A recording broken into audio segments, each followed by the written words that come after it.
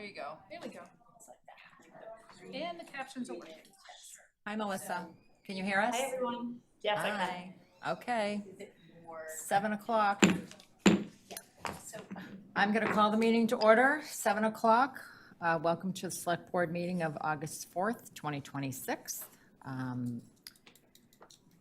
We have in person Sal Bramante, Chris Haley, Karen Rose Gillis, and we have online Melissa Murphy. Our meeting is broadcast via RCTV on Xfinity Channel 9 and FiOS Channel 31, Zoom, and live on RCTV's YouTube channel. Now we're going to join and do the Pledge of Allegiance. Everybody's going to sing. Pledge allegiance to the flag of the United States of America and to the republic for which it stands, one nation, under God, indivisible, with liberty and justice for all. Thank you very much. Going to do an overview of the meeting. 7:05 will be public comment. 7:15 will be the town manager report. 7:20 will be community spotlight. 7:25 vote on overdose awareness proclamation. 7:30 we'll do the consent agenda, draft meeting minutes, 6/23/2026 and 7/14/2026. 7:35 we'll have a public hearing, discuss and vote on traffic amendment 2026-3, placement of an isolated stop sign on Sylvan Road. 7:45 we'll have an override discussion. 8:15 we'll discuss select board goals. 8:35 we'll discuss town manager goals. 8:55 we'll have liaison reports. 9:05 future agendas, and at 9:10 executive session purpose 2 and purpose 3 to conduct strategy discussions with respect to collective bargaining and collective bargaining with the Department of Public Works Union. We're going to start with public comment. Anybody have any comments?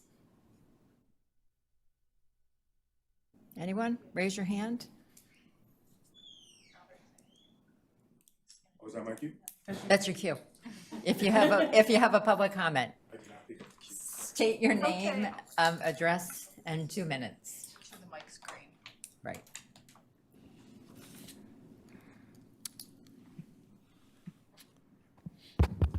Good evening. My name is Albert Pless, Director of Equity and Social Justice here for the town of Reading. Good evening, Madam Chair, members of the Select Board, and members of the Reading community. Thank you for the opportunity to speak this evening. The town of Reading believes discrimination has no place in our community or in any community, workplace, school, or organization.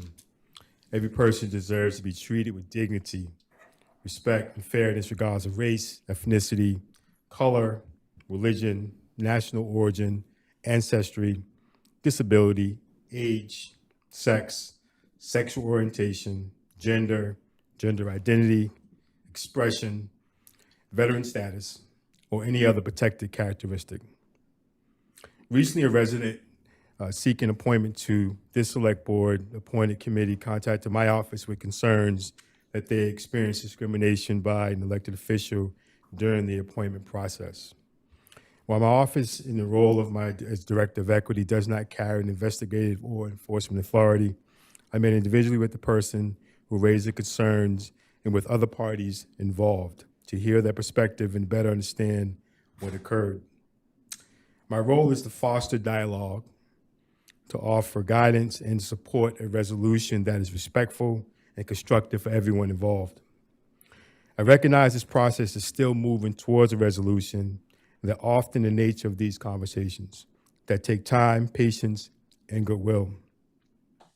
My door remains open to continuing to support that process for anyone with ongoing questions or concerns. Discrimination, whether experienced or perceived, touches more than the individual. It touches the trust and sense of belonging that holds a community together. Building inclusive Reading isn't about one office's job. It's about it's shared through all of us. Each of us doing our part to treat one another with dignity, respect, and fairness. I want to thank the Select Board for your thoughtfulness, attention that was given to this matter. Your willingness to listen and engage with care reflects our commitment to serving this community with integrity. And I want to thank our community, for continuing to engage and respectfully, even in the difficult conversations this one. It's through this collective commitment that we build a Reading where everyone feels valued, heard, and able to fully participate in civic life. Thank you. Thank you, Albert. Anyone else in the room? Oh. Name, address, 2 minutes. Vanessa Alvarado, Mount Vernon Street. The Select Board Chair, Melissa Murphy, has publicly stated numerous times that she wants this board to be productive. At the Select Board retreat a few months ago, she said she wants to focus on town issues. And yet today, Melissa Murphy continues her multi-year-long campaign of harassment of Karen Herrick by forcing staff to speak on an issue that's already been addressed and is a distraction from more important issues. Karen Herrick made a comment about the lack of diversity on a board. That statement has been twisted into claims of discrimination, discussed multiple times at select board meetings, as though diversity of representation is a bad thing to strive for. Using these meetings and staff to berate fellow board members over their advocacy of diversity is offensive and a waste of taxpayer time and resources. Melissa is not only using her powers as chair to harass Karen Herrick, but to distract from the issues Karen has raised about the Burbank Ice Arena. Here's one example. Reading's town manager has a salary of $220,000. The superintendent of schools has a salary of $225,000. Together, they manage the town's $130 million operation. Let's compare that to the Burbank Ice Arena general manager. He runs a $1 million operation and has an annual salary of $225,000. He makes more than our town manager, and yet she is responsible for an operation 45 times the size of his. And note that the state average for an ice arena manager is $60,000. The Burbank Ice Arena manager is paid 4 times the state average. So the next time you hear Melissa Murphy attacking Karen Herrick over something that seems frivolous, ask yourself why. Why is Melissa so hell-bent on obscuring important issues that Karen is trying to bring to light? Thank you. Thank you. Anyone else in the audience? Come on up. Angela, name, address, 2 minutes. Angela Binda, Orchard Park Drive, Precinct 5. I want to thank Mr. Plessy for his comments. I think that what he is trying to do is de-escalate a situation that has escalated in a disproportionate way. The person who has brought this to the board, to Mr. Plessy, has stated that he has been discriminated against, and yet the person was reappointed to the position that they hold. I think that is disproportionate what has been going on. I thank you for fostering guidance. I would like to say that everyone should feel valued, everyone should feel needed in their positions in the town. When a select board member was repeatedly calling me a liar as I stood at this podium to exercise my constitutional right, Ms. Murphy and other select board members and town manager stayed silent on it. When I spoke to the now town manager and the head of HR about this, I was told that it was a matter beyond this. Ms. Murphy has addressed this matter. Mr. Plessy has addressed this matter. The person who is saying that they were discriminated against was reappointed. I don't see what the harm has been. Maybe there's harm in some way. I hope that this is taken out of this board and taken out of this position, and dealt with. I think it's been dealt with enough. Thank you. Thank you. Anyone else in the audience? Chris? Name, address, 2 minutes. Thanks, Karen. Chris Haley, speaking as a resident of 71 Tennyson Road, who has sit here and listened to the town get gaslit once again by people in this room who are dismissing clear discrimination against another board member that was looking to be reappointed. And I quote, "They're mostly men, they're mostly white." If you swap around the roles on that and apply it to me, I am not only resigning from the select board at that point, there are news crews outside of my house, and I'm losing my business as well if I went ahead and said something like that. Instead, what happens here in Reading, Massachusetts, on a consistent basis, is people sit and apologize and dismiss it and deflect on other people. There's a reason why Ed Peduto makes $200-something thousand a year. He's doing the job of 4 different people. He's there every single day, all the time. Not dismissing what Jane does, phenomenal job. The dude works 7 days a week, 365 days a year. It's been spelled out multiple times, but people deflect and deny and push stuff onto him. This is clear and concise discrimination that was also reported in another instance from a former Reading firefighter, also was trying to get appointed to the retirement board, and he was denied because he was a white male. That is a pattern. That shouldn't sit here and excused once again every single time. I say it, it's an issue. Somebody else says it, parade 36 people up here to apologize for it. It's a joke. This is unbelievable.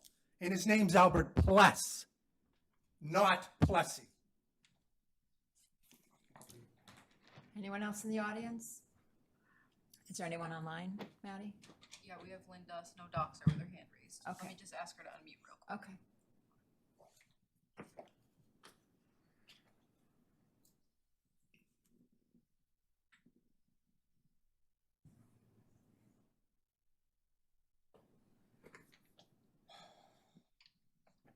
Hi, can you hear me now? Hi, Linda. Yep. Name, address, in Okay. 2 minutes. Linda Snowdoxer, Beaver Road, Precinct 1. And I'm unable to start my video, but I would have my face behind my comments.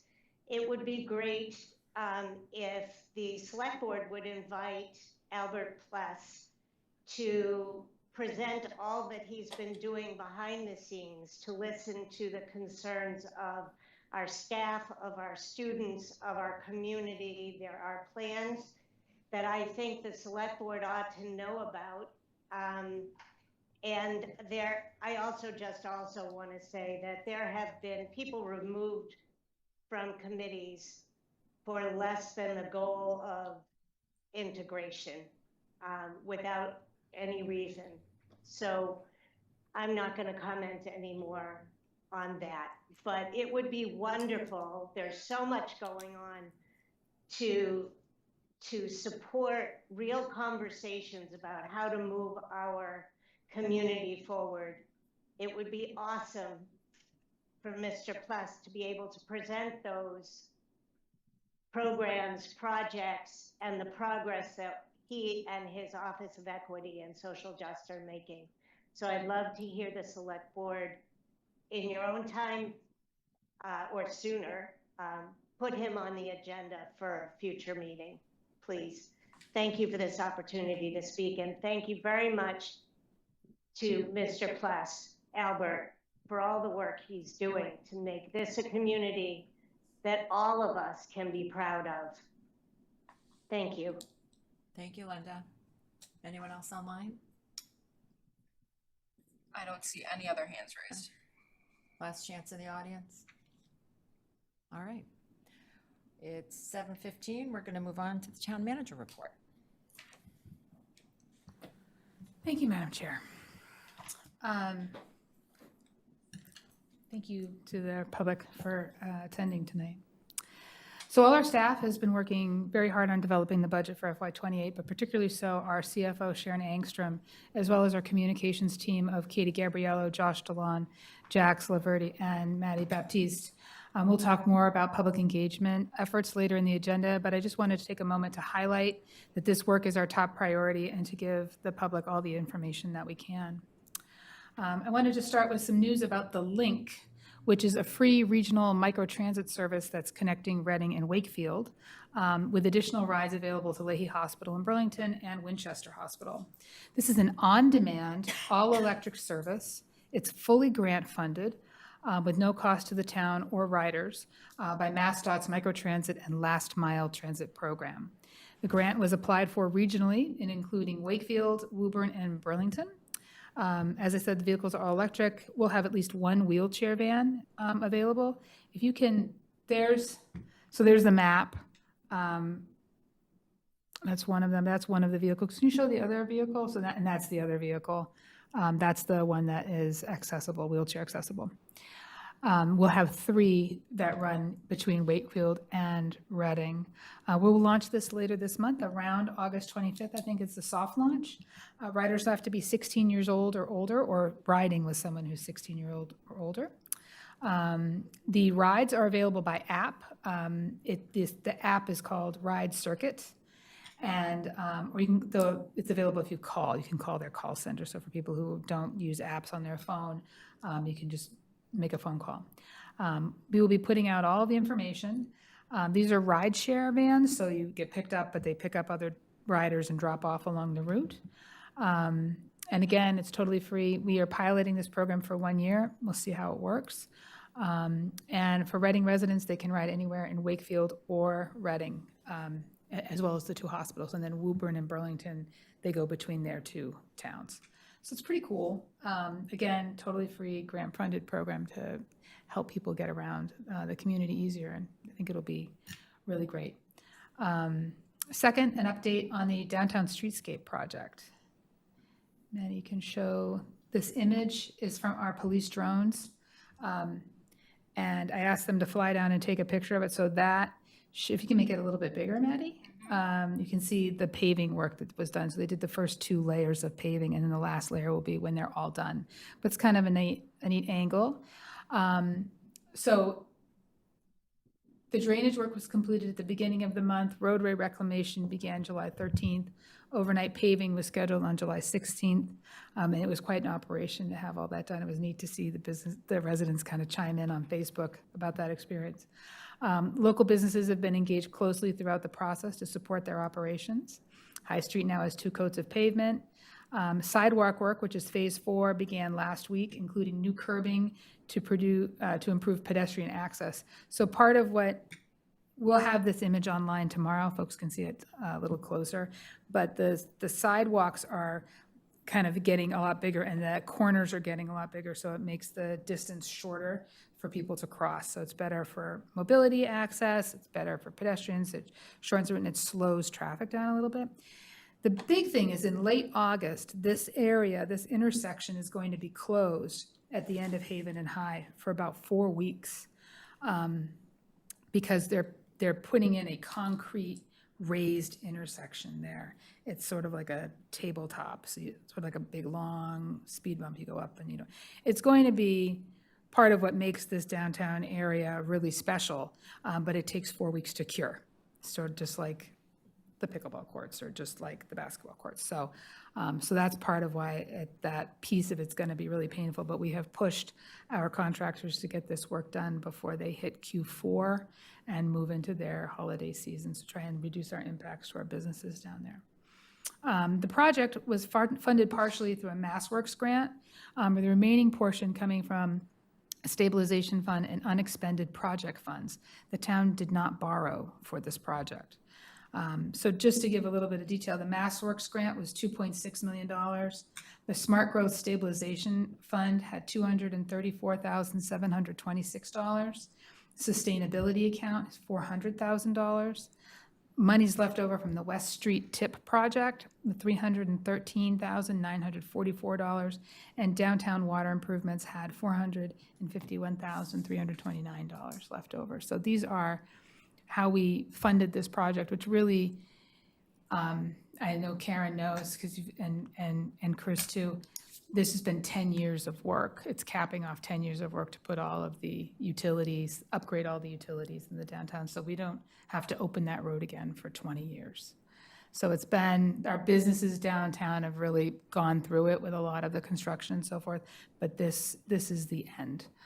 So it won't be finished in August, it'll finish in the spring, but these are the big pieces that people will see first, okay? And that, we'd like to move on to Community Spotlight, Madam Chair. Please do. Thank you very much. So this month marks Detective Derek Holmes' 30th anniversary with the town of Reading. Detective Holmes joined the Reading Police Department in 1996 and was assigned to the detective unit in 2007. He currently serves as the department's liaison to the Commonwealth Fusion Center and the Massachusetts Sex Offender Registry Board. He also previously served as president of the Reading Police Patrol Officers Union. And he served on the department's Honor Guard unit for over 10 years.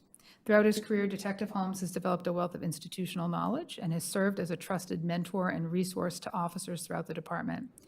In 2017, he was named North Reading Chamber of Commerce Officer of the Year, and he also has earned other highly competitive distinction as the 2015 Mass Cop Cornhole Champion. These are important. These are important distinctions. So just congratulations and thank you, Detective Holmes, for your service to the community of Reading. This one may be interesting to the board. You may have seen the Conservation Commission social media post over the weekend that you have 8 new benches that have been installed across their conservation areas, all of them. Earlier this year, you supported funding for improvements at Millette Soms and Morgan Conservation Center. And so the concrete pads were poured to stabilize the foundations and extend the life of those polywood benches that were failing. Polywood honored their warranty not only by just shipping us the replacement parts, which is what we anticipated because they'd done that on previous 2, but they just shipped us new benches, straight up new benches. So, so those benches have been deployed. The commission thanks the valuable assistance of their volunteers, including Next Step Ministries, who supported site preparation and installation. I happened upon them at Millette Soms loading up the trucks with, 'cause I like to take a little bit of time now and then and drive around and look, drive around the community and check out projects and stuff like that. And so I happened on them at Millette Soms, and that was just, at Matera Cabin, and they were getting ready to load them up and take them over. So that was pretty cool. The commission thanks the select board, Polywood, and all the volunteers and contributors for their support. And visitors are encouraged to make use of new benches during their next visit. I just want to make a note that there is a new metal bench down there. That was ordered last year, but it came in recently. So if you see a new metal bench on there, that's not a new expenditure. It was, the previous spring. So 2 community notes. Whiteland Books just wrapped up their Where's Waldo local month-long scavenger hunt. That included the bookstore and 27 other local Reading businesses.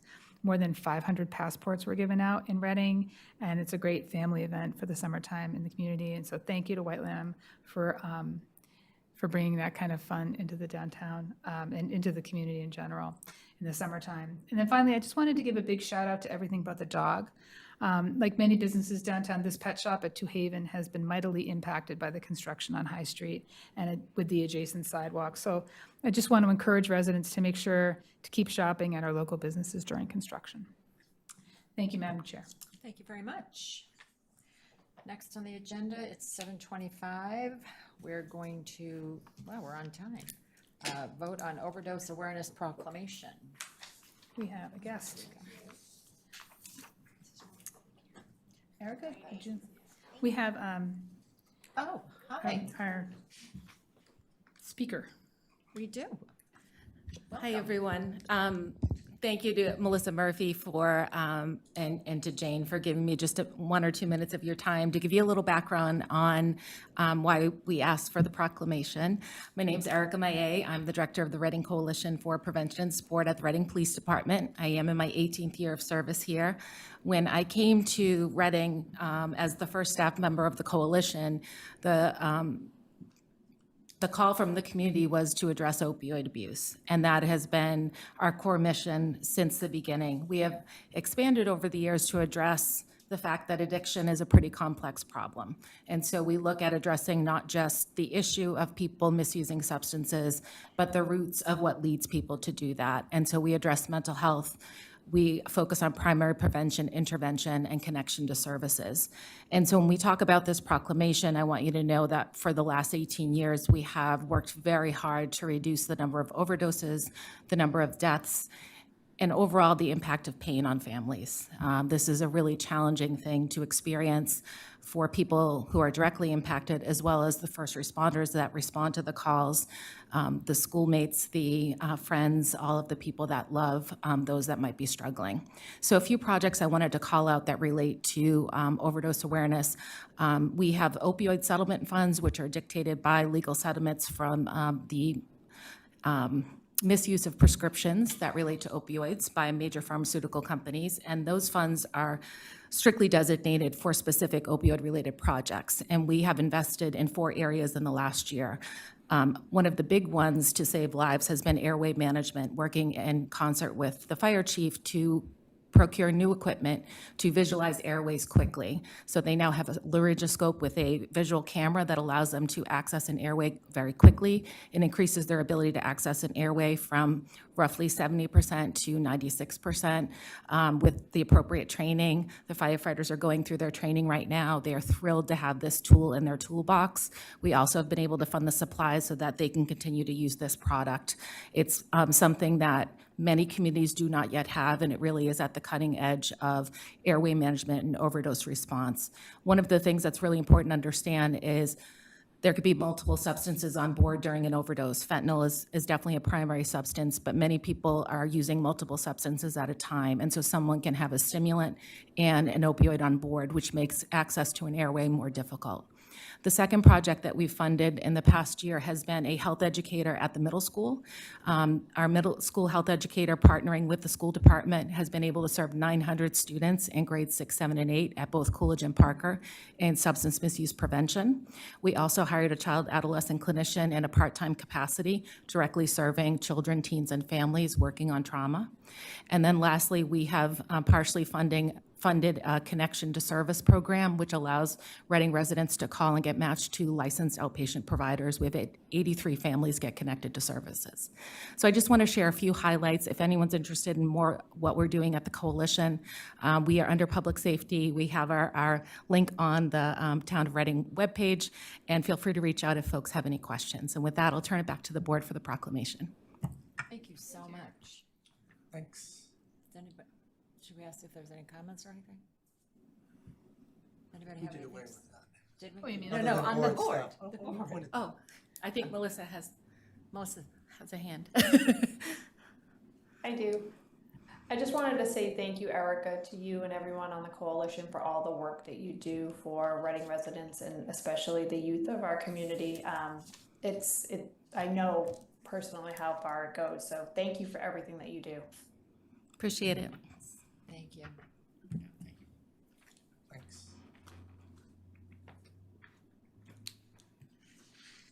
Oh, do you want to read? Ready? Yep. You want to read off that? Oh, I have it right up. Perfect.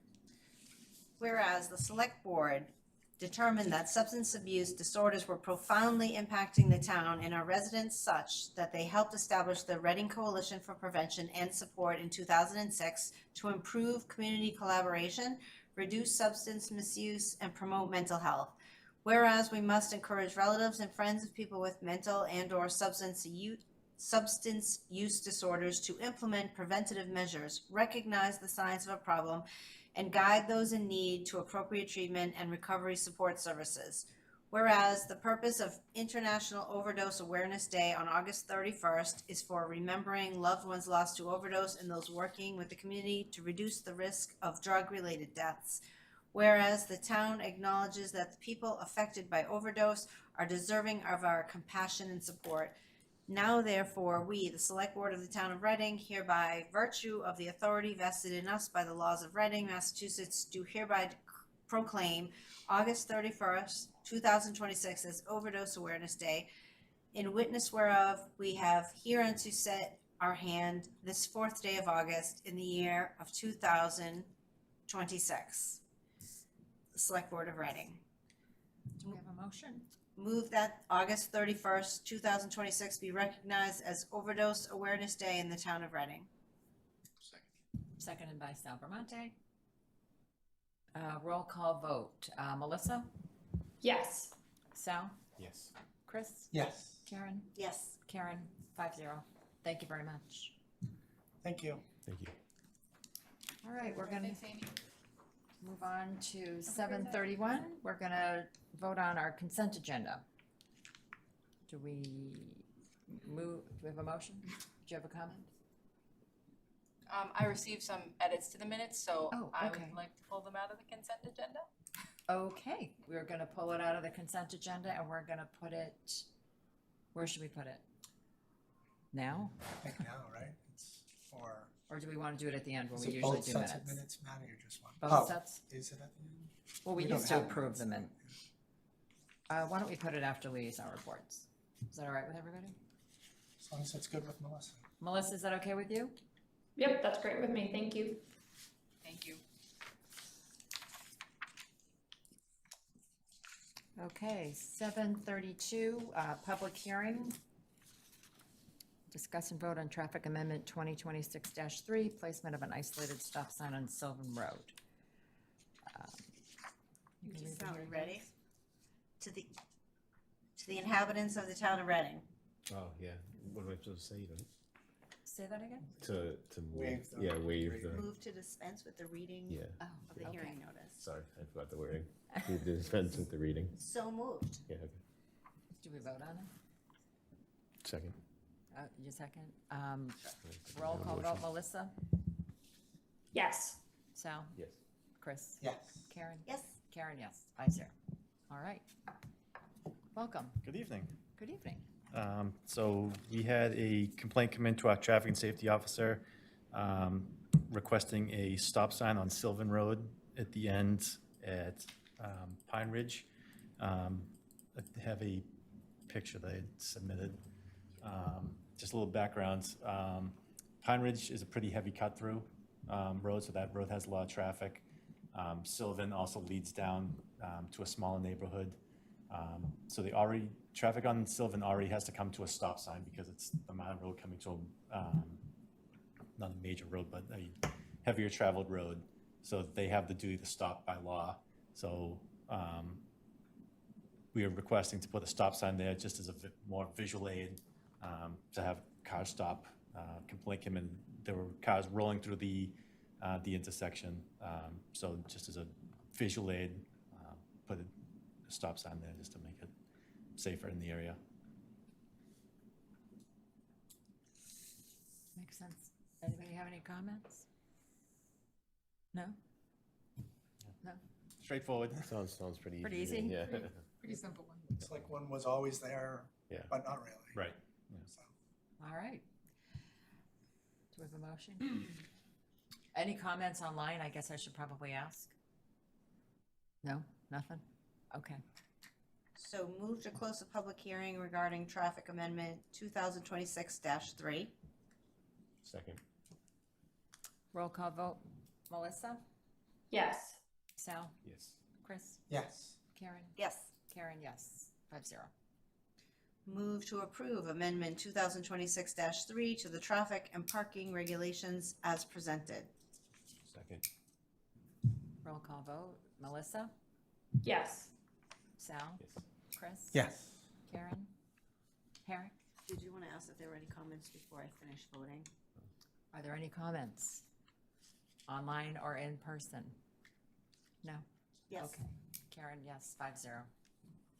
Thank you. Great, thank you very much. Thank you. That wasn't my fault. That was easy, yeah. We'll drop this off the clerk's office. Did I lose my pen? Thank you. Sorry. My pen. So sorry. Thank you. 7:35.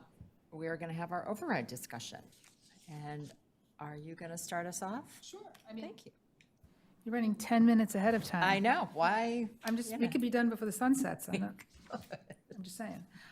So Sharon Engstrom is on remote. She'll, Maddie, if you can let her unmute and all that good stuff. She is able to. Okay, great. So the request, Melissa, I asked Melissa kind of what she was looking for this conversation, and we talked with you a little bit about, the board talked about phasing originally, but we didn't finish that conversation, or I didn't know if the board wanted to have any more conversation about it.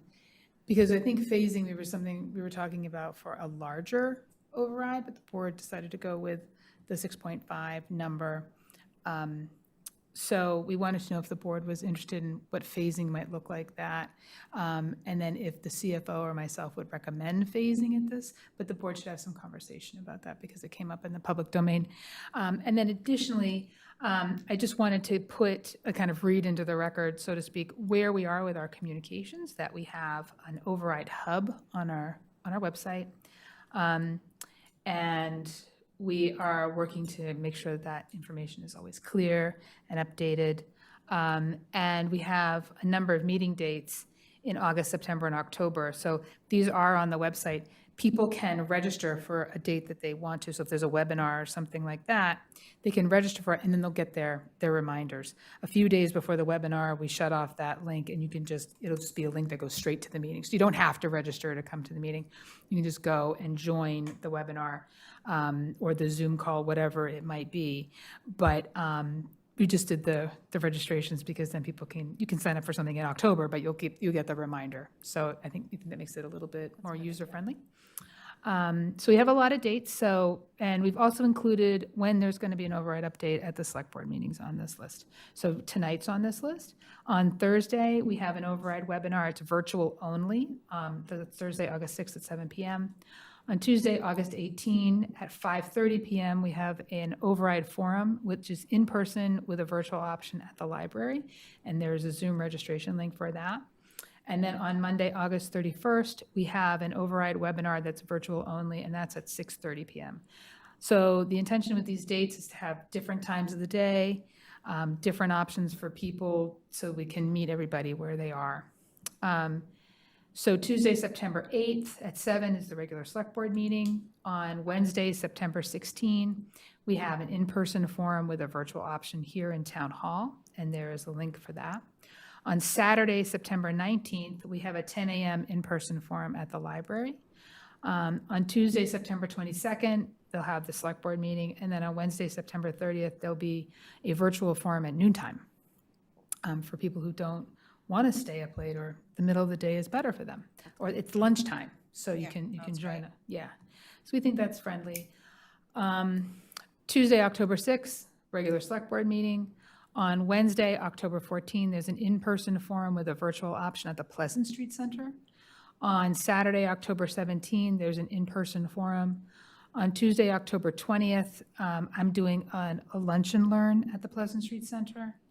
On Tuesday, October 20th, there's the select board meeting that night. And then on the 28th is the final information session, which is virtual only, and there's a link for that one as well.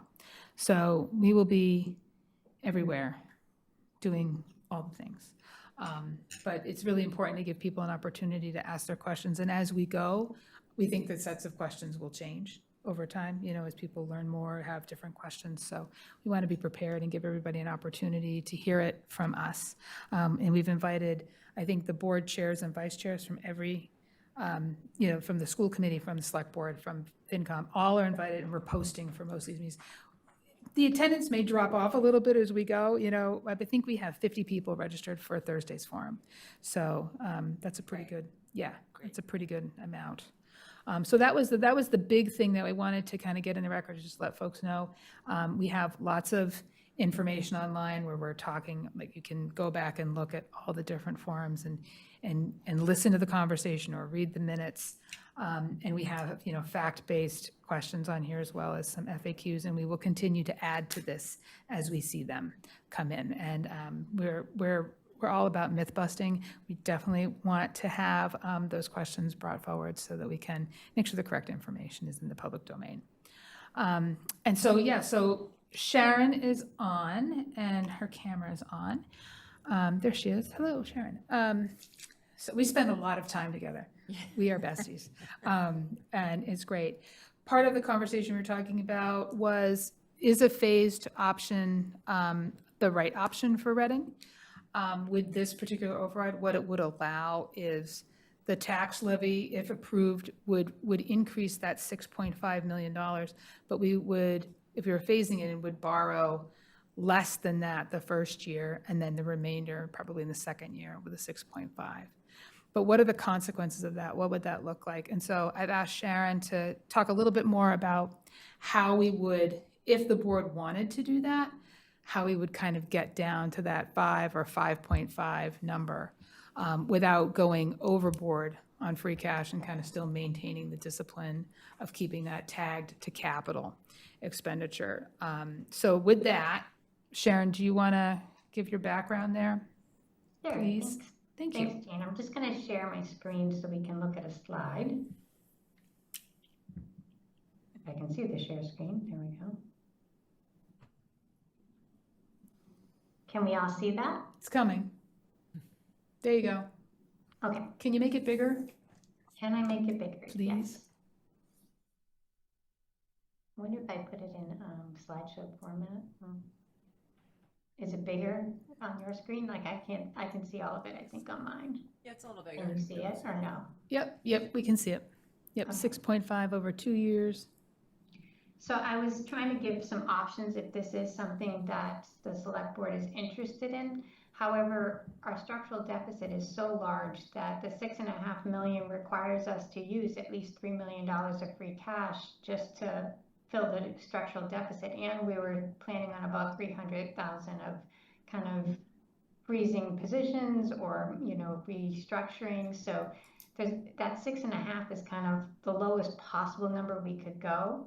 So if we wanted to go with a phased in approach, we'd have to be committing to make some changes, whether it be, we had talked about only using up to what we have in capital for free cash. So in that case, we have about $4 million in capital within this budget for fiscal 28. So if we stayed within that realm, we could actually be somewhere in that 5.5 million like that first year, and then 1 million the second, or 6 million the first year and $500,000 the next year to break it down a little bit. I do provide the 4.5, but I do think that involves more conversation, because that would be really hard for us. A 4.5, we'd have to use 5 million to 5.3 million of free cash that year, and then the next year we would get the additional 2 million, bringing it back down. But where we're at our limit with what our reserves are, I don't know that that's a direction we really want to go. I feel like the 4.5 and the 5 really are kind of maybe a little bit of a stretch. At $5 million, we'd need 4.5 million. I think maybe 5 possibly could be done, but 4.5 absolutely would be hard. But I give you the options just so you can see what the numbers are.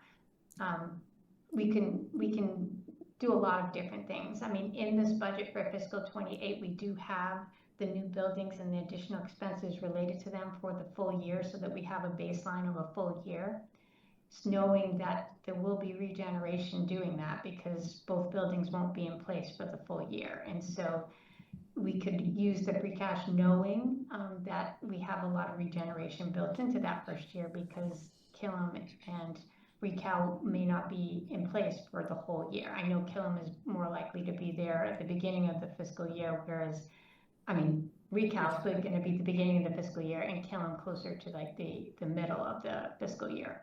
So there's definitely savings that would be there, or we could even look at it and say, okay, let's try and figure out how much we would need for each one of them for what actual expenses, and then bring the additional expenses on in the next year.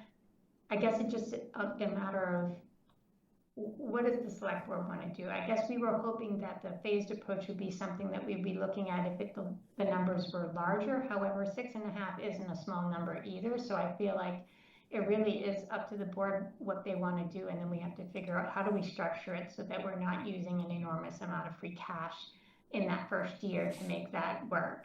I think the 4.5 might be a stretch. All the others, I think we could potentially do it. It's just going to be more free cash use and maybe some freezing of positions and not hiring certain positions until the following year. So that's what I envision. It definitely would involve more conversations with Jane about what are we going to do in terms of what would be the most ideal way to structure this.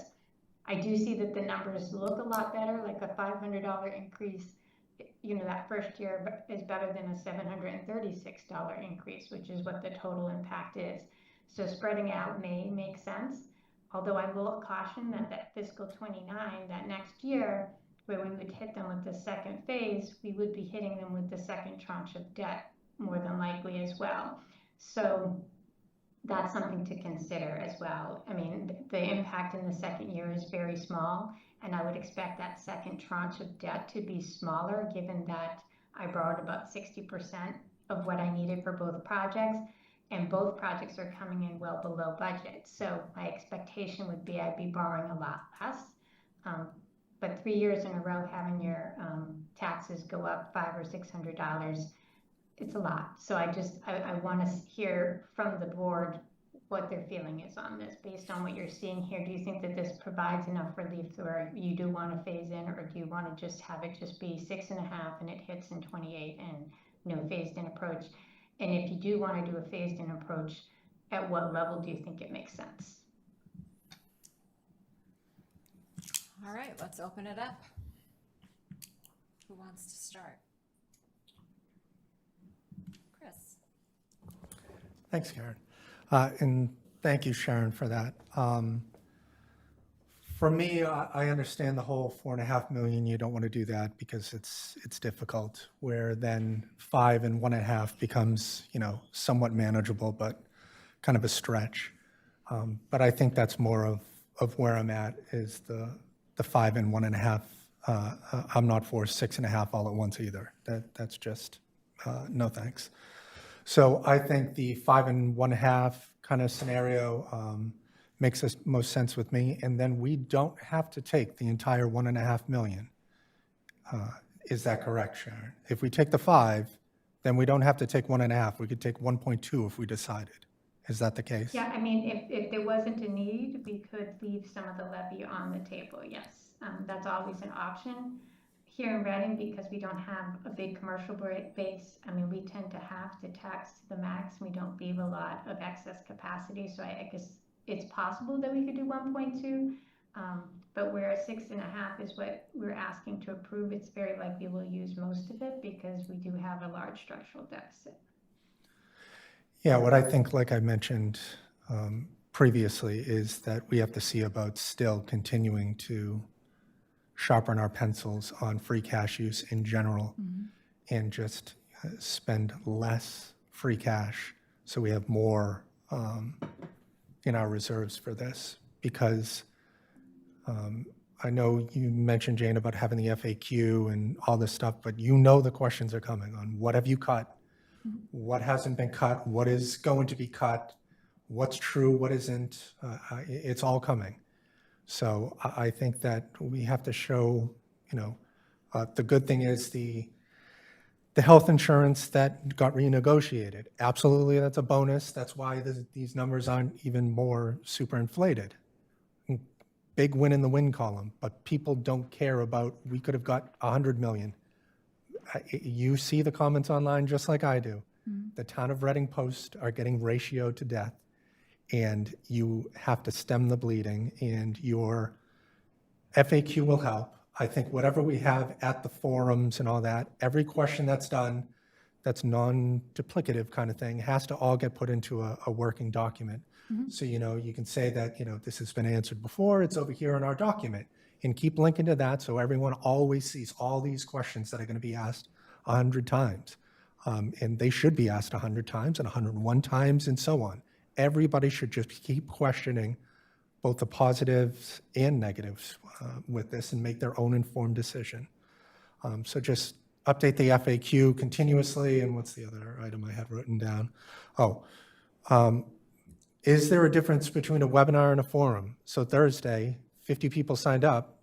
Are you accepting public comment, or you're only giving some preset presentations and calling it a day? No, comments will always be welcome at every forum. So the webinar is just virtual only, and the forums are in person with a virtual option. I think that you should just highlight that questions are encouraged in advance as well as, during the meeting, because it's easier when you have them in advance.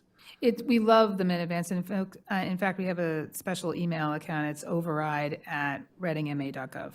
And that goes to multiple people, including Sharon and myself. So we love questions. We've been getting questions. We respond to people with answers, and we use those to help inform our presentations. But yeah, you have a massive uphill battle. You have a game plan strategy with dates and everything already assembled before we were scheduled to vote last time. We will see how that ends up. Anyone else have anything to say? Karen? Thanks. The third option, I think, seems the most palatable and the most meaningful, 5.5 million and 1 million the second year, if possible. I'm looking at the website, which looks great. A lot of hard work went in there, and I'm just wondering, I know you've been meeting with the superintendent of schools. We're gonna need some more detail behind this, like, we don't lose student services that led to student academic success. Those are gonna have to be fleshed out. We can't, like, this fuzzy stuff isn't gonna work. You know, you're like putting on the town side 3 to 5 positions, hiring freeze, which maybe you need to add that. You've already put a hiring freeze. I don't know if the schools have done that yet. I mean, there's other things on the tables too. We're heading into union negotiations. I don't want any of those unions to be surprised when you don't come bearing bags of gold bullion. We don't have that here. Right? There is none of that here. But yeah, I think the third option, we also have the CPA on the ballot, and I think that is a trade-off with the CPA with that amount. It is just going to be devastating to our community if we have to sacrifice that after all this work. But if you guys could make that option work, I think that's a meaningful mitigation strategy, which, given what Sharon is saying, you know, then I could almost envision, although, you know, given general inflation, this would be the biggest hit. Could be slightly smaller year 2, maybe slightly smaller year 3, which is better than like 11% 3 years in a row, 10 or 11% 3 years in a row. So I won't hold you to that because we don't know what free cash is going to look like. And I would also, of course, you know, we have this conversation now and we have a plan going forward. And if free cash, the situation turns around dramatically in the fall, of course, I would expect you guys would want to revisit this with us. Sure, absolutely. Thank you. Melissa, do you just, I didn't see Matt. Melissa? Thank you, Karen. Sure. Yeah, I just want to say that, yes, I still support a phased in option. I think that we really need to be mindful of the increase year over year to our residents. I actually support the first one with the $4.5 million and then a $2.2 million the following year, if we even need that full $2 million. I understand that we may, but I'm hoping we can sharpen the pencil a little more and look and, you know, maybe not hit them with that the second year. Just with the increases with the debt exclusion, that first tranche, we know that the second tranche is coming. I understand it will be lower, but I still think that we really need to be mindful of the tax increase year over year. So I really would support that first option and just make, I just feel like it's just, it eases people into it just a little bit more. Thanks, Melissa. Sal? Yeah, thanks, Karen. I could go get behind 2 or 3. I think 3 is a little softer in the second year, where they said what was coming in 28 that was going to be on top of that, the second tranche, right? Second tranche. Yeah, so I feel like that added with the second tranche would be a little easier the second year. So I'm kind of leaning towards 3, in my opinion. So just to shake it up a little bit, Of course. You're going 4? Of course. I'm going 1. 1? Oh, I know Melissa said 1. okay. No, not number 1 there. I don't want it phased in for 6.5. Oh, look at you. Off menu. Off menu, that's right. Make it stuff. I believe them when they say 6.5 is the base, and that the impact on the town and the residents is going to be felt by many, no matter what we do. But I think that the impact felt by residents for 1, 2, 3 is going to be greater because of the services that we're going to lose. Or the staff that we're going to have to manage and possibly let go or whatever's impact. I mean, I do believe that the 6.5 was the bottom dollar, and I don't think stretching it out over a couple of years supports all the research and all the work that the town did to come up with that number. So that's why I would rather have it just be 1 year and have the second year be when the other tranche goes on, and that's that. Well, okay, so thanks for everybody So we're all answering across the a different board. thing I again. know. Can I add one more thing? Of course. Sorry, I just, so the finance committee will be talking about this very shortly. This increase in the budget by 5.25%, that's not sustainable. We will be back here in 2 years. So I have to imagine that your conversations, Jane, with the superintendent are also like, that's not sustainable. Like, we can't do that. So we gotta figure out how to deliver the best service we can. We're not gonna be asking for a 5.2% on the town side. We couldn't possibly, like, it just, anyway, I just wanted to mention that too. That's a really high number and higher than any of our budgets have been the last few years. So, but Yeah. one-offs happen, I get it. I don't know all the details of what's going on over there. Thank you. I do agree with Karen as far as, I think the town, and you've been so clear and so concise on what is going to happen to our residents, that I would like to see that on the school side, so that we know for our families and children what it is that they're going to be facing with whatever changes there are, no matter how we decide to break it up. And I assume that we'll hear more as time goes on, but I think we need to hear sooner than later. I will take that feedback back. Thank you. And we're talking all the time. Yeah. So, and with their CFO as well, Phil Littlehale has been great. And we're working on our slides for the presentation together on Thursday. So they're great to work with. I think Dr. Turner is a great addition to Reading. And so hopefully we can get some of this out, distilled and out there. So I appreciate the feedback. FinCom will be talking about this, I think, at their upcoming meeting as well, so we don't have to make a decision tonight, but we'll bring it back maybe to see if the board wants to take a vote on how it will be, so we can communicate that as well with certainty. So think When about do we it. need to make this kind of a decision?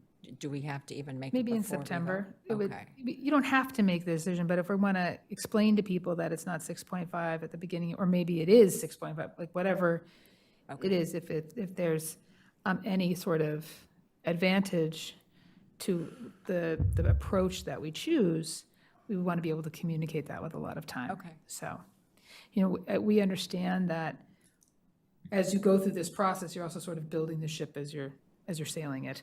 And we're doing that. And that's why the FAQs will always update, the information will always update as we go and Has that make those calculator decisions. been updated online? They're working on a calculator, Okay. not as fast as the Reading Recap with their fantastic calculator they put up there. But our contractor has all the information and we'll be building that. Okay, Yep, is building it right now. all right.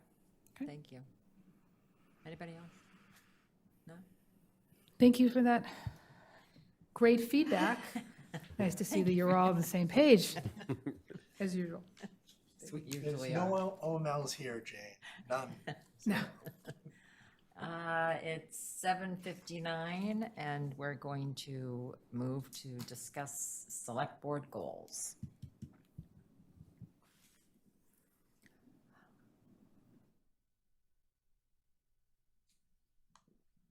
Do I start this? Select These are board your goals. Oh, right. I'm not in charge. So we have some goals that we all submitted, and does anybody want to talk first, or how do we want to do this? I feel like some are incredibly detailed with lots of action, and some are not quite so detailed, which is, there's no right or wrong. I think that there's so many that we kind of, would be best if we could kind of narrow it down a little bit, so that we can have some key goals for the year that's achievable, as opposed to a little bit here and there of all of them. I guess my question is, who came up with page 22 in the packet starting there? Because I don't know who did it, but it's the most detail-oriented thing out of everything. Are we allowed to say who did it? Is it you? Yeah, no, It was not me. I believe it was Melissa. Melissa. Melissa, yep. I mean, I thought town staff put this whole thing together. No, I that have was no- Melissa's. Very detailed. Thank you, Melissa. But after seeing that, it makes me just say, like, I don't know why we need to do anything else. Just keep scrolling through pages of lots of stuff. I mean, So do we want to narrow them oh, down? of course, yeah. Like, I think we it's should. just my opinion. Okay. Did you want to say something? I did, yeah, just on your point, thank you, Madam Chair. It's useful for the select board to, 3 to 5 goals. You don't, keep it with themes, broad themes, and, don't, too many things makes it hard to do. You really want to focus on what really matters, because you can point back to it, like this is a priority the select board has chosen when we're making financial decisions, when you're making, scarcity decisions. Like this is something that we're pointing to as an ethic or a goal that we have as a community. So through your leadership. So that's why, not every goal presented should be what is their consensus that, the board all together say, yeah, we all agree that this is a priority. And it just as a tactic moving forward. Thank you. So does anybody want us, I think communication's a pretty big one. Anybody want to say something else, or Melissa? Yes, thank you, Karen. So my thought, and I don't know what everyone on the board thinks, obviously we have a lot of options that were put out there. I was, thinking that maybe if everyone wants to go through the list and maybe pull one of their priorities that we could put on, it might be a fair way to do it instead of like cycling through all of them. We have many on there right now. If everyone wanted to pull their biggest priority and kind of start the list from there. And I totally agree with Jane. I think 3 to 5 is realistic. Any more than that, I think we're just putting it on a list, but it's not going to get accomplished necessarily. And I'd rather have 3 to 5 strong goals and objectives that we get through this year versus just, a longer list of things that, we don't necessarily accomplish.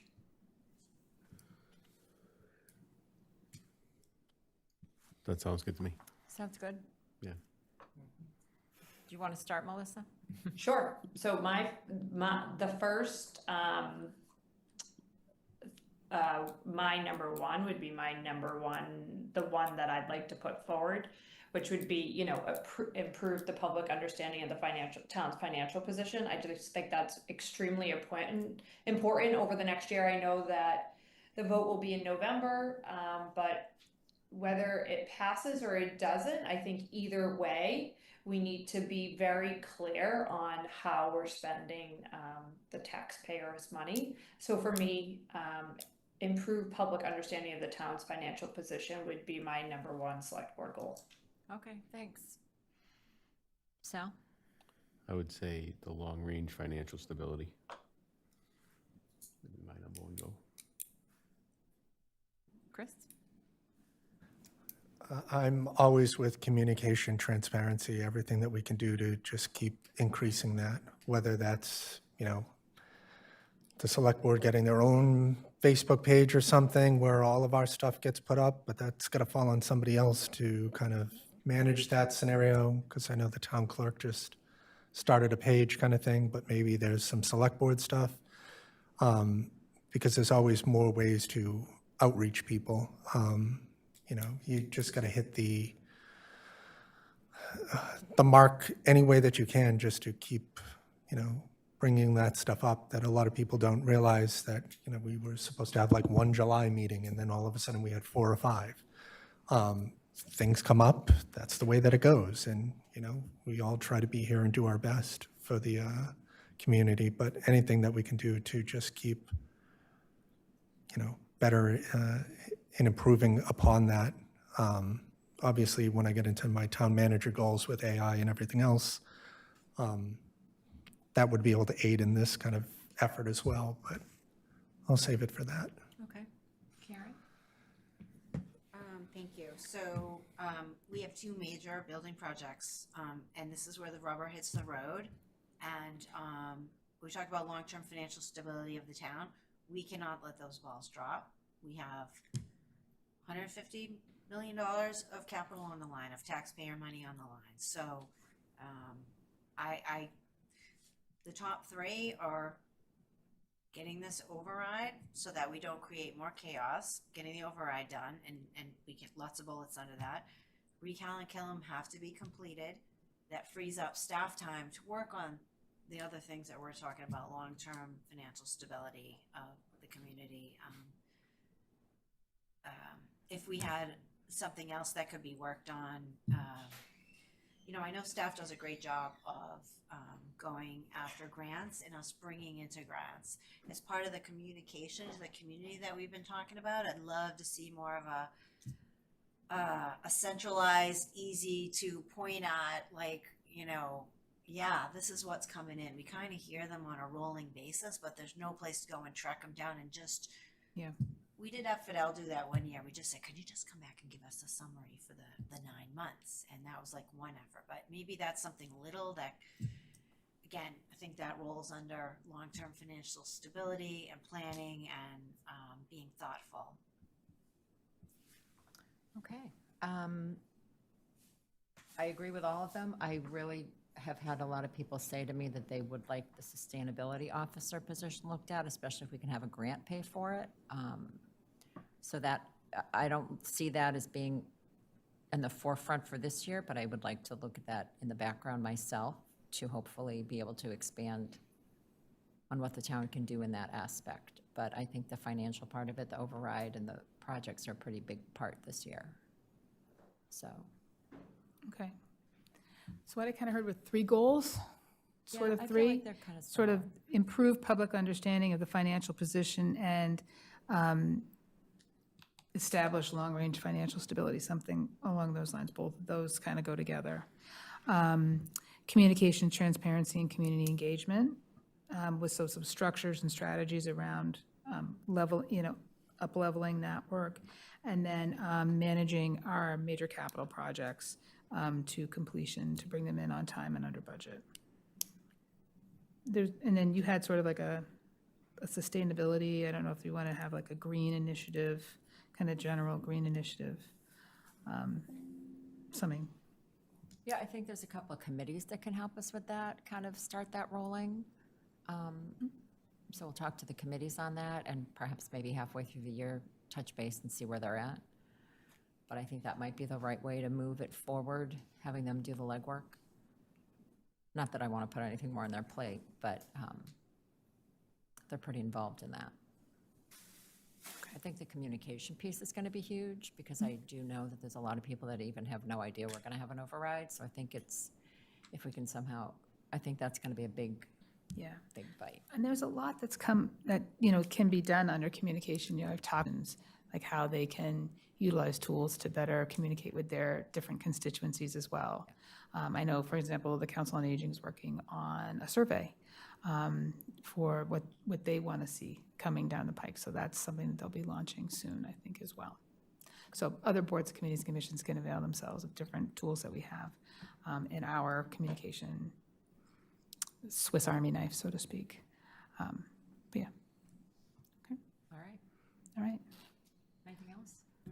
No? Melissa, anything else? No?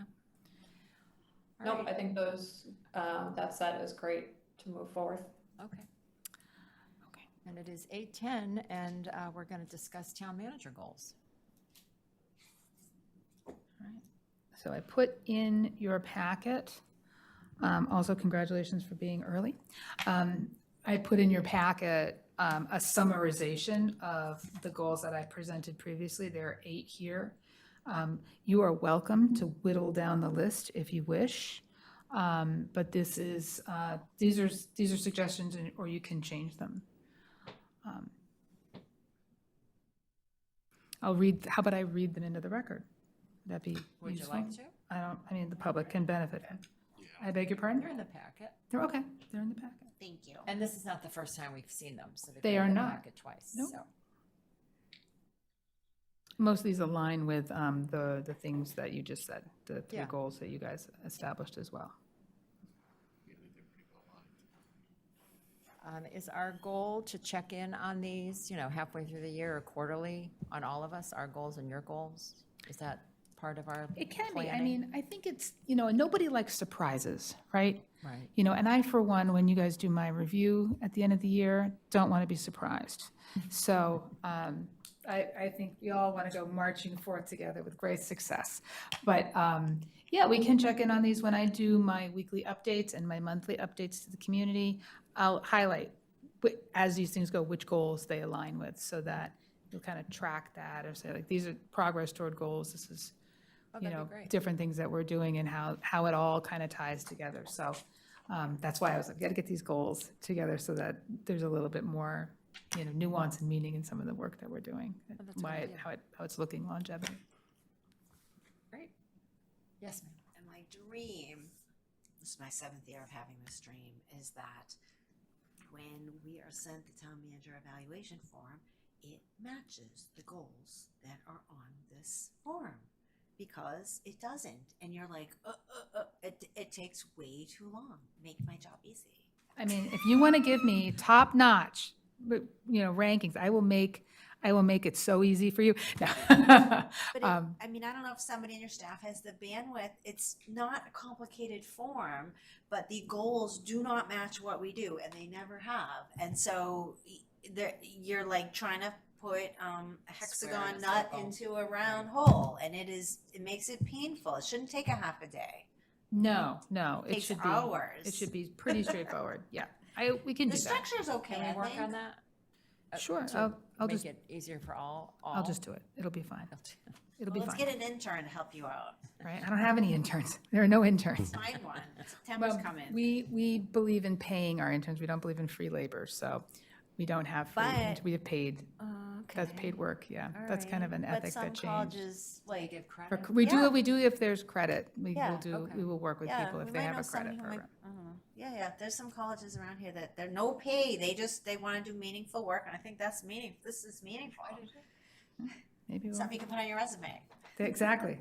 We do local management resume. I think it's definitely we can do an improvement on it to make it That'd be awesome. fairly straightforward for the select board and not an onerous task. But then also, as you do this work, as you go forward, you see also your progress. Right.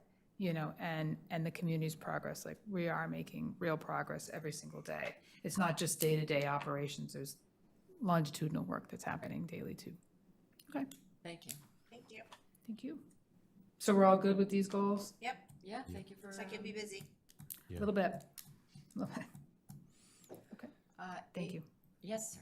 Did you want me to expand upon the AI portion that I put in there, Jane, or are you good with basically how I closed it? So I thought the way that you worded the AI goal, exploring the feasibility of creating a municipal AI and digital services position, I thought that was interesting. I thought about it first. I'm like, I'm not able to hire somebody into this role right now. We all understand that. Correct. But I can certainly assess the feasibility of it. What I was thinking might be interesting is to make it sort of a job duty of a role that we might fill in the future. So I'll give you, for instance, when we were doing our interviews for the administrative services director role, before I put in the hiring freeze and decided, okay, we're not going to go in this direction right now, AI wasn't part of that job description. However, several of our applicants asked about AI usage in town and how it's coming in and talking about how they're using it already. So there is a market there that we could hire into, but I don't know that it would be just a standalone job. I think it could be a part of a job duty that somebody at sort of that level would take on. And so it's something along those lines. So there, I have already explored the feasibility of creating this work for you.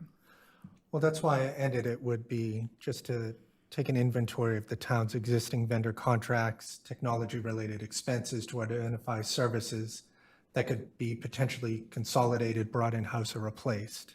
And then we can determine whether or not the projected savings would benefit establishing the position. So essentially, whatever you're paying for the tax calculator, consultant, whomever you have doing it, That is done in 5 minutes.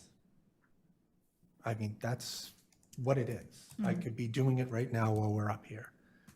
So whatever you're paying them for that, like, these are the things that can be all brought in-house that you can have immediately done. So I won't hold you to whatever the number is, but if someone was paid 2,500, $5,000, who knows?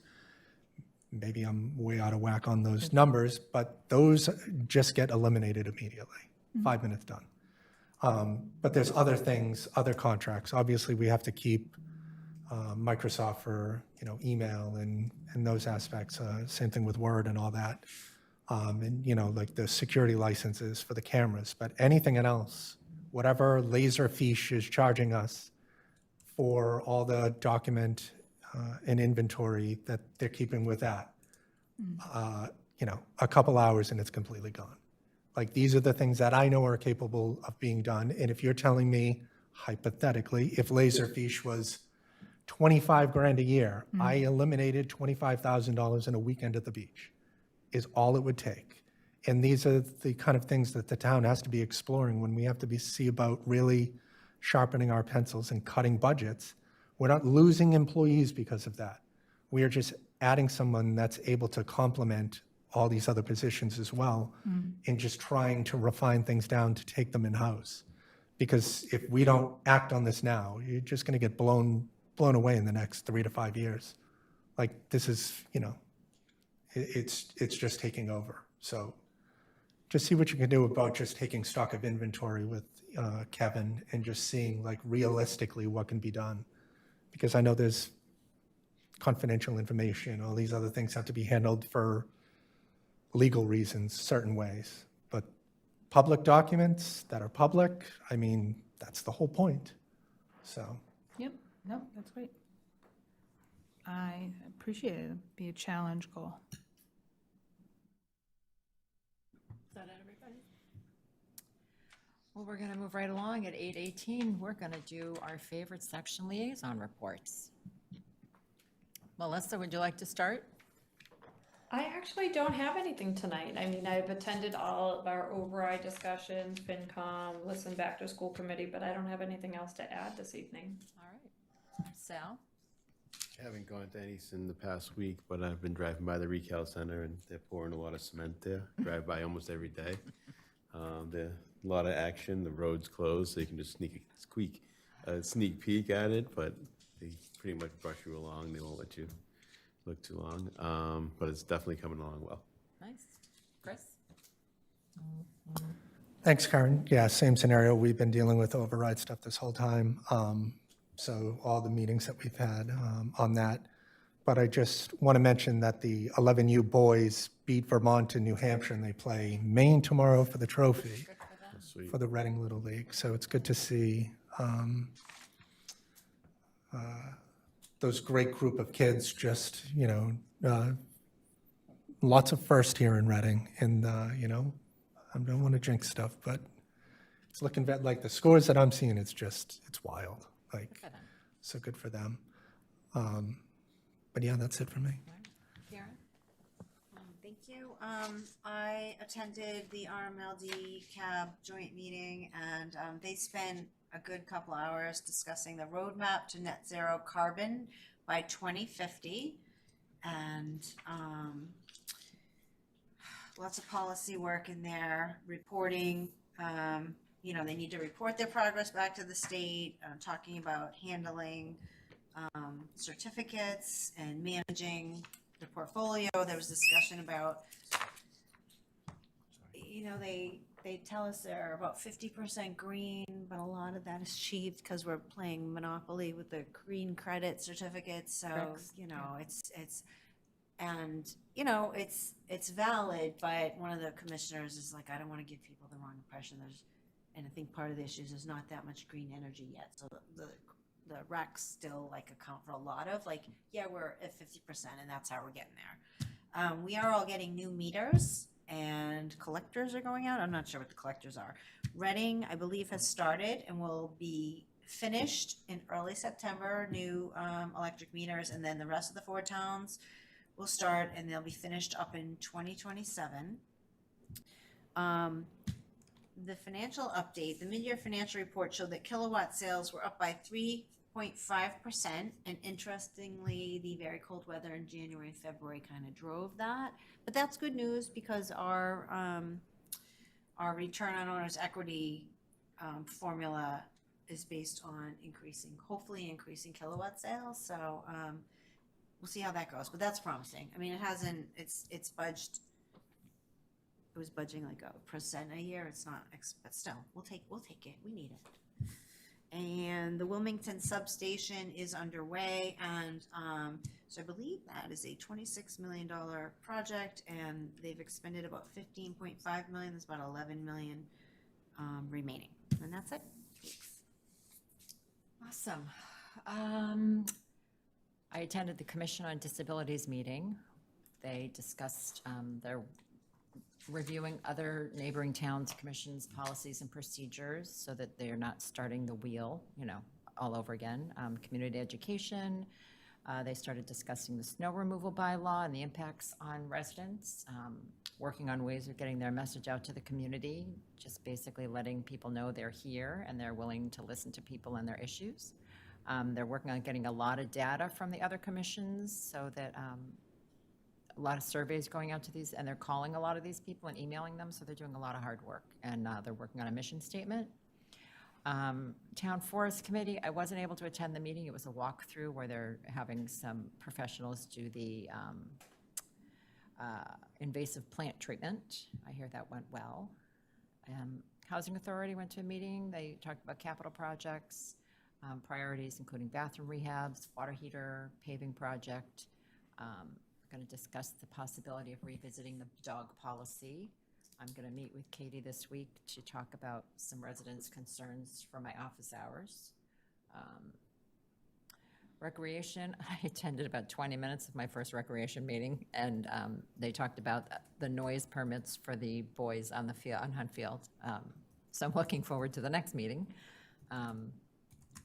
Affordable Housing Trust, we had a great meeting where we talked in depth about how to move forward with ideas on how to use the funds, generate funds for larger projects, discuss defining affordability for residents and what it means.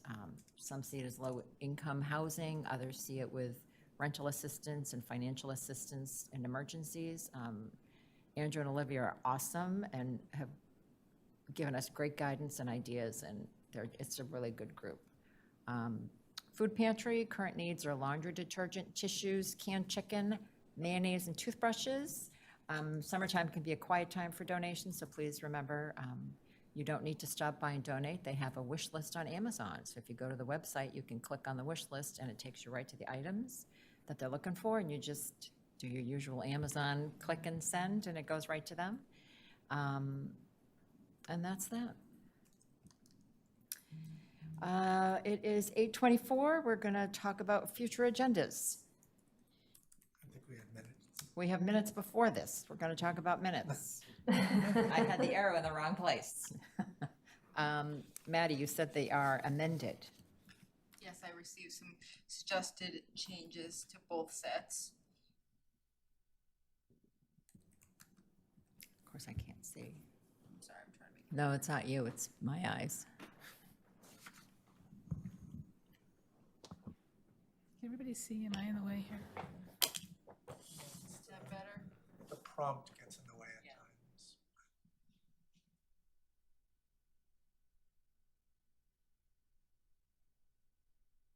I will chime in, and I added the sentence that says the document can be found on page 42 of the Thank you. June 23rd select board packet. That was my edit, but the rest are not for me.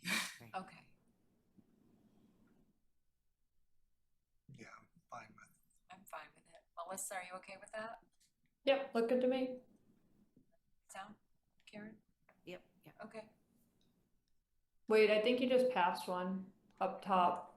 Emphasize. We just passed a word, I think. I'm sorry, yeah.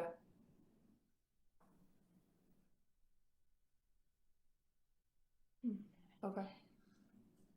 Anybody have any comments? Nope. Nope. Nope. Melissa? I'm sorry, I didn't hear what you said. Oh, sorry. Any comment? Oh, no, all good. Sorry, just couldn't hear you. That's okay.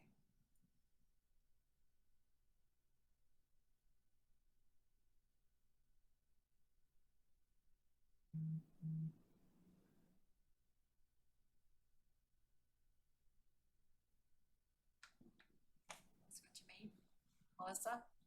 Yep, looks good to me. I'm fine with that. Sal? All right. All right, Is that next it? set. Almost. Which set is that? Is that the 7:14. 14? Motion to accept the meeting minutes of, Sorry, the one on the screen was just 6:23. I was just Okay. moving to the next set of minutes. okay, do you wanna, approve those now or approve them both at once? We could approve them both at once, if that's Okay. okay with everybody. Sure. So 6:23, 7:14. Okay.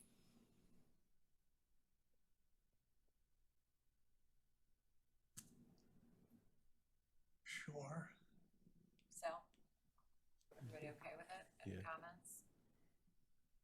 Looks good to me.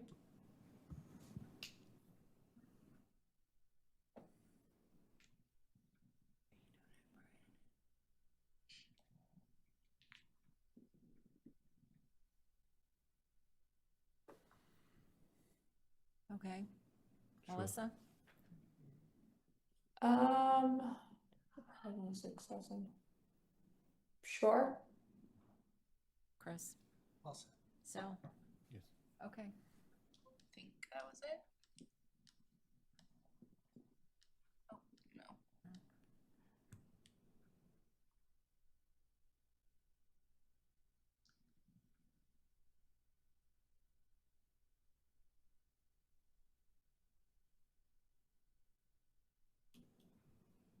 Looks good. Okay. Melissa? Yep, I'm fine. Chris? It's fine. I just know that when we add stuff in the past, it's always an issue because it's becoming more than a summary, but I'm okay with what is on the screen. Sal? I'm fine. It was notable, I didn't do that for any of the other meetings, but that was a big, long discussion, Yeah, and no, it's it's fine. relevant for the board, so I think it's good that we capture that we brought it up. All right. Is that the last one? Awesome. Thank you. Motion? Okay, motion to accept the meeting minutes of 6:23:26 and 7:14:26 as amended. Second? Seconded by Sal. Roll call, Melissa? Yes. Sal? Yes. Chris? Yes. Karen? Yep. Karen, 5-0. Now we're at future agendas. May I just make a suggestion for September 8th?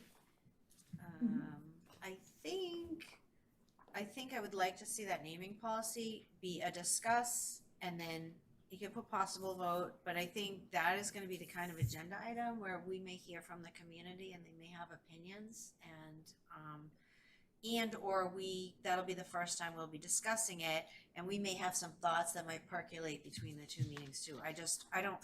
And it's a pretty significant thing that we'll be doing. We've never had a naming policy before. It's gotta be 2 meetings, please. Well, I would just say that that would be 3 meetings then, because we already had a meeting on it, so I would like it to stay discuss and vote. We had an initial meeting already, and we were asked to send feedback to Jim already. And this will be the second meeting, so So he I made a don't believe anyone presentation. actually sent any feedback except for myself.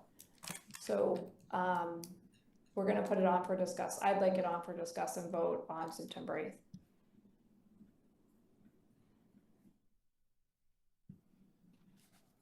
I'm not sure if I was in the first meeting. Was it before I got on the board? Maybe, I don't know. No, it's Nope. when Oh, Jim came. recently. Jim from Recreation From Rec, came and went over the, When I might Had be in slides up there. No, you were here.